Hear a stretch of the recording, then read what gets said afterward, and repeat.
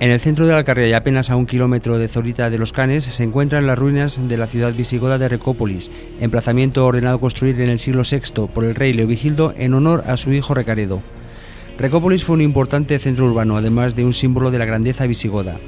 Pero el tiempo y los avatares de la historia hicieron que este importante emplazamiento se fuera poco a poco abandonando, llegando a ser incluso expoliado a lo largo de los siglos. Actualmente de la antigua ciudad tan solo quedan las ruinas que se pueden visitar en el Parque Arqueológico de Recópolis y que unos guías muy especiales nos mostrarán en las visitas teatralizadas que allí se organizan. Bueno, yo soy el conde Saviano, soy un conde palatino visigodo, pertenezco a la élite goda que controla el país y la administración, sobre todo es una élite militar. Y aquí en Recópolis edificaron en el siglo VI una ciudad más que nada para las propias familias visigodas. Una ciudad que era un refugio, era un lugar placentero, bien defendido y donde se reunían todos los placeres y todos los lujos que en ese momento había en Hispania. Había otras ciudades al sur muy importantes, pero los godos quisieron crear una ciudad de nueva planta, que es la única que se hizo en aquella época en toda Europa, y la crearon aquí en Recópolis. Y entonces ahora mismo apenas vemos vestigios, pero desde la distancia se ve muy claramente cómo aquí, en estas lomas, se extendía una gran extensión de ciudad, de murallas y de casas, de comercios y de palacios. Empezaremos la visita viendo un poco los palacios, viendo las murallas y recreando la zona comercial, porque nos interesa mucho que el público sepa que había una gran actividad comercial en el Alto Tajo. Realmente los estudiosos no terminan de decir que se podía considerar Hispania como un país. Era un territorio romano y lo gobernaron los visigodos, pero en las ciudades quien tenía el control real eran los obispos.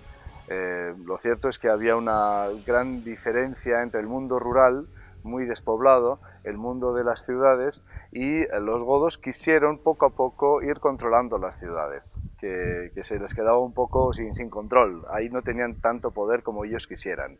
Pero bueno, ni los godos eran estrictamente una casta unificada, era un grupo humano muy heterogéneo y lo que se encontraba en una población local a la que tenían que ir organizando, por así decirlo.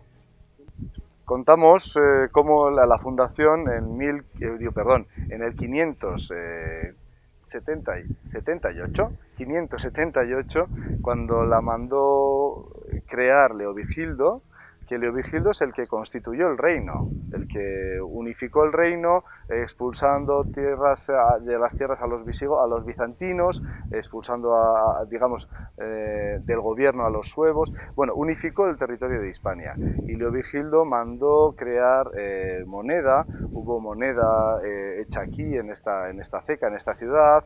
Hay una serie de elementos que hacen de esta ciudad algo único, algo especial. Y entonces a lo largo del siglo VI y el siglo VII la ciudad está llena de gente, llena de vigor y de comercio. Como ya sabemos, en el siglo VIII las gentes de Hispania prefirieron quitarse el gobierno de los godos y quizás que gobernase alguien menos exigente. Y de eso vamos a hablar, de las exigencias de tributos que empezaron a hacer los godos, intentando gobernar, intentando legislar, en algunos casos legislando contra las ciudades, contra las gentes de las ciudades. Lo que nosotros contamos en este episodio es precisamente que un conde de la ciudad exige nuevos tributos y los comerciantes se niegan a pagar los tremises de oro que el conde les exige.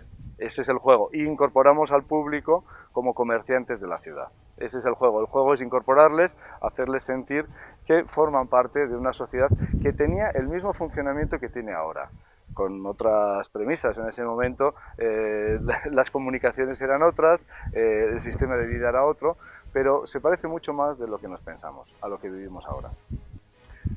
Recópolis es dejada y abandonada cuando el poder visigodo cae en desuso. Aunque los nobles siguieron siendo nobles, ya lo eran en época romana, siguieron siéndolo en época musulmana, las mismas familias se perpetuaron en el gobierno de los territorios en sus condados, pero lo que es el dominio, el control godo, desapareció. Por lo tanto, la ciudad, que era una ciudad administrativa o creada desde la administración, cayó en desuso. Y era mucho más fácil de defender y de agrupar a la población una ciudad más pequeña, más ligada a la agricultura como era Zorita. Se abandona paulatinamente y entonces esta ciudad palaciega se convierte en cantera de piedras para que se edifique la ciudad de Zorita. Y Zorita, que es más pequeña, más musulmana, más acorde al uso agrario que tiene, va cogiendo toda la población y todo el control del Alfoz, lo que se llamó el Alfoz de Zorita, que es toda esta zona, toda esta comarca.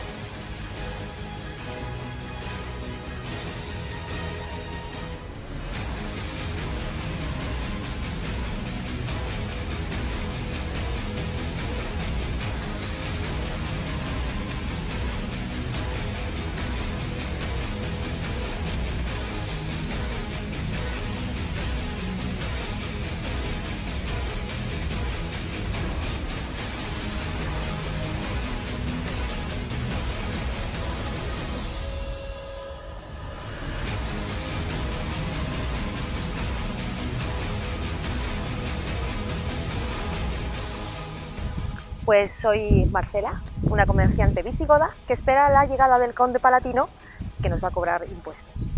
Pues la última visita que tuvimos alrededor de unas 30 personas, también es cierto que es la primera visita, esperamos más gente. Estuvimos en el castillo de Zorita, precioso, y la gente respondió muy bien, y es una visita alrededor del castillo contando pues cómo se vivía en aquellos tiempos, cuáles eran las condiciones, la muralla y todo eso. Pues mucho calor, eso es lo primero que se siente.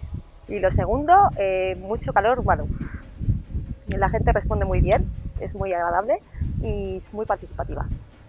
Sí, estoy guiñándole el ojo a todo el mundo, así que venir todos a vernos y disfrutar de esto porque es muy bonito el paraje, es algo único y merece la pena desde luego venir. Aunque no se vea la visita, no se haga la visita guiada, pero simplemente estar aquí con la gente es maravilloso.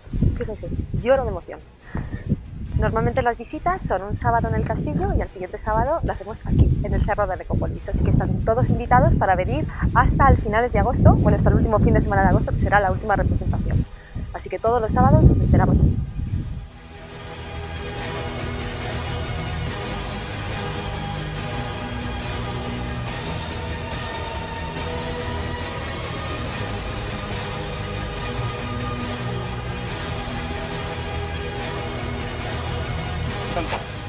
Gloria a Dios, paz en la tierra, en campos, vías y urbes, que en Hispania guarda el orden, la grandeza de su rey. ¡El rey, el rey, el rey! ¿Desde cuándo se canta el himno del rey? El himno del rey. ¿Desde cuándo se canta el himno del rey? Pues en realidad desde...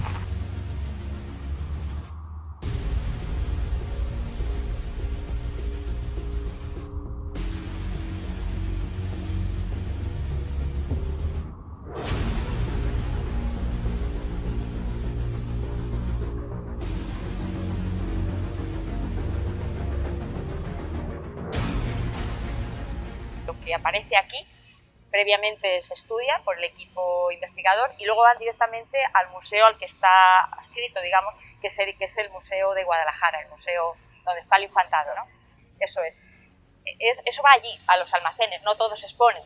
Lo que es muy vistoso o es importante para el discurso del museo se expone.